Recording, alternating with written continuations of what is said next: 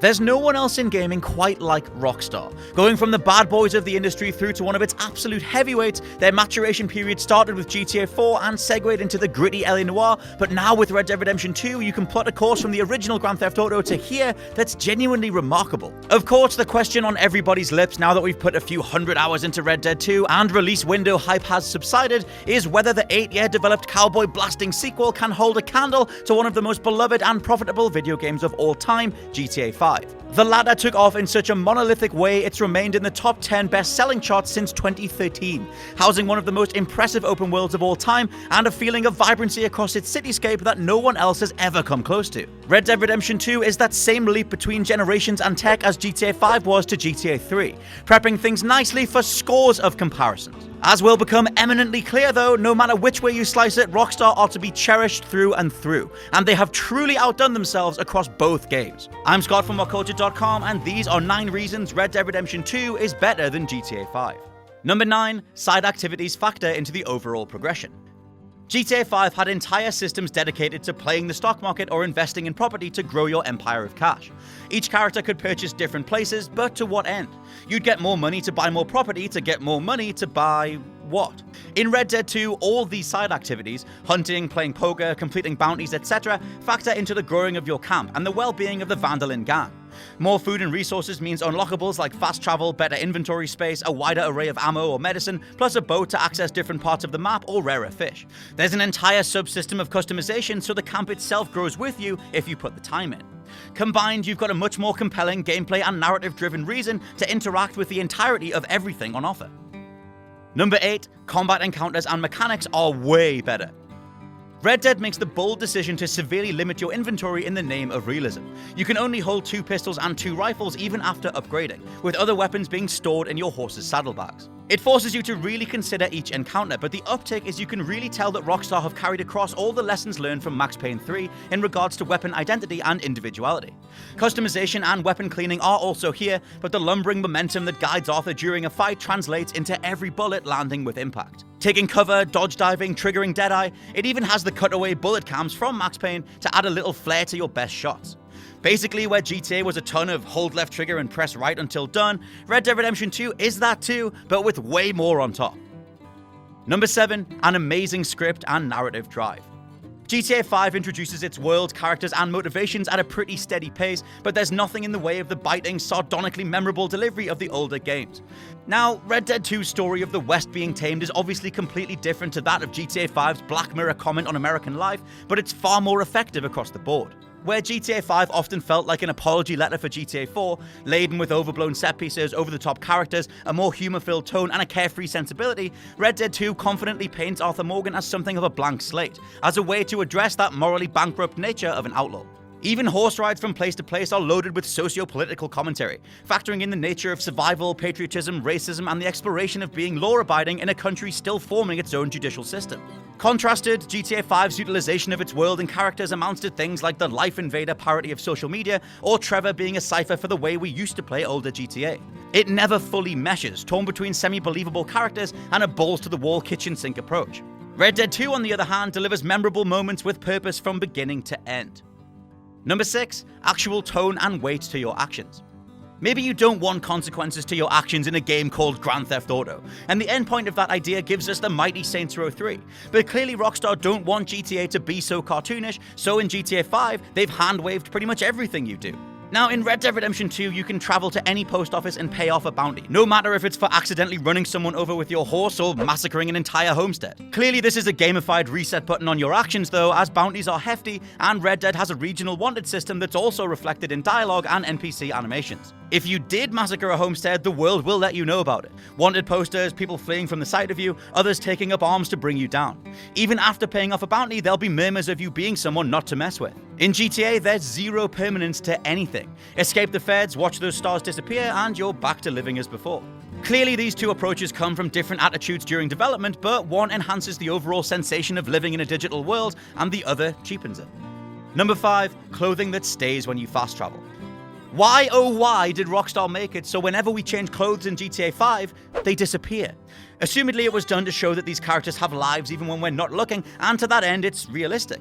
But regardless, it completely eliminates the very idea of customization. There's no point splashing out on a particular outfit if the character themselves is going to take it off. The exact opposite is the case in Red Dead Redemption 2. Arthur can be outfitted with a ginormous array of items and all can be layered or set as you like.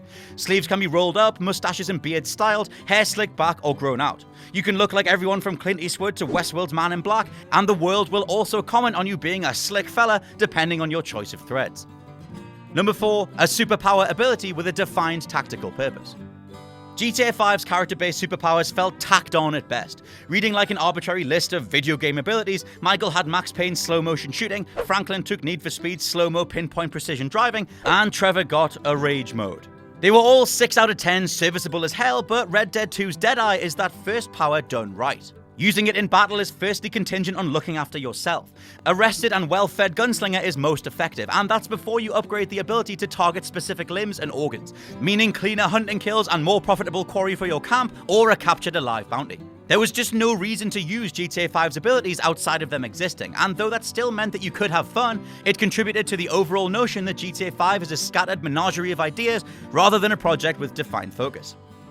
Number 3, fun melee combat.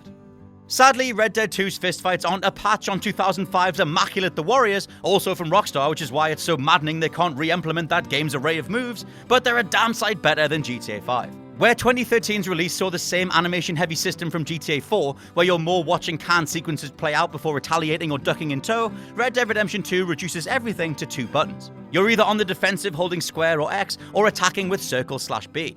Hold the former to block and absorb, then go all out with the latter. Punches land with the slap of meat thump they need, and brawls go everywhere from saloons to street corners, atop trains to cornfields. A lot of the transitions are scripted and or story dependent, but even when you strike up an encounter and batter someone for the hell of it, the result is far more satisfying.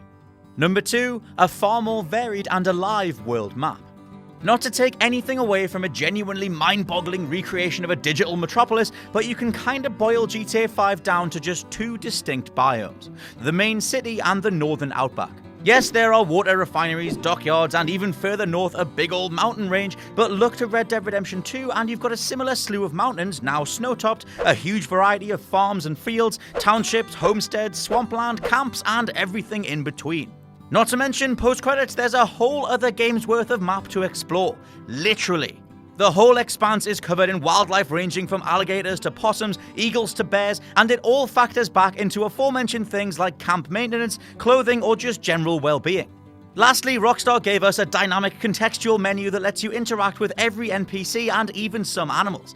There's something about being able to literally poke and prod at the world itself at every turn that really makes it feel constantly engaging, rather than just being demoted to somewhere you drive straight through like in GTA 5.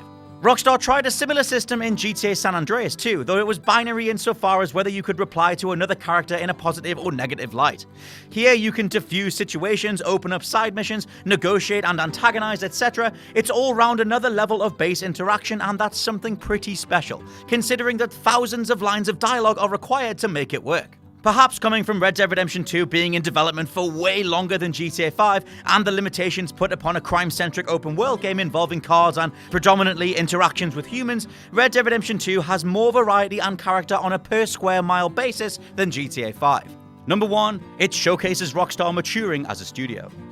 Where GTA 5 was more of the same in regards to wanted levels, ridiculously over-the-top characters, and a carnage-filled campaign of jokey set-pieces, Red Dead 2 actually leaves you with a sense of repercussion for your actions. Yes, you can play it as one big crime sandbox, but you'll fundamentally end up with a worse version of Arthur Morgan, a worse relationship to the world around you, and more than ever, a far more empty gut punch of an ending.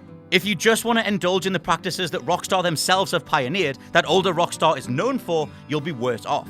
Rockstar have written Arthur Morgan and Red Dead 2 itself in a way that pushes you towards a better life. To say more would be spoilers, but suffice it to say, Red Dead Redemption 2 fundamentally wants to teach you something, to mean more than the nihilistic, ultimately pointless sandbox that is GTA 5. And that's my take on how Red Dead Redemption 2 is demonstrably better than GTA 5. Now I know, I'll be dead by dawn, but if you've been keeping up with our podcast and Game of the Year discussions, you know that I don't think it's a perfect game.